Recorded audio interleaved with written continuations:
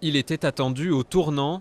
Peter King, le républicain, organisateur des auditions sur la radicalisation au sein de la communauté musulmane américaine, des auditions maintenues malgré les protestations.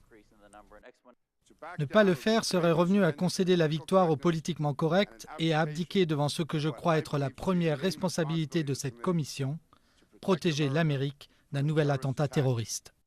Parmi les 7 témoins, quelques musulmans convaincus que les mosquées américaines sont devenues les terrains de recrutement d'Al-Qaïda. Des dizaines de djihadistes vivant sur le sol américain ont effectivement été arrêtés depuis 10 ans, avec une très forte accélération ces 2 dernières années. Cet homme a par exemple assisté à la radicalisation de son fils Carlos, recruté par les djihadistes et auteur d'une fusillade contre des militaires sur le sol américain. Carlos a été capturé par ceux que j'appelle des chasseurs. Face aux républicains, des démocrates outrés par la tonalité des auditions, dont le premier musulman élu au Congrès. Vous accusez collectivement tout un groupe. Vous caricaturez et vous créez des boucs émissaires.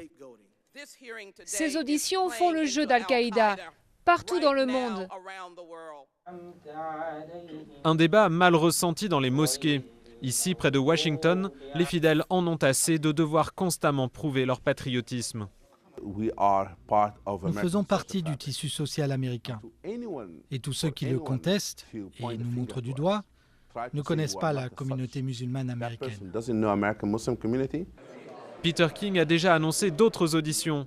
Pour lui, il y a urgence à l'approche du 10e anniversaire des attentats du 11 septembre.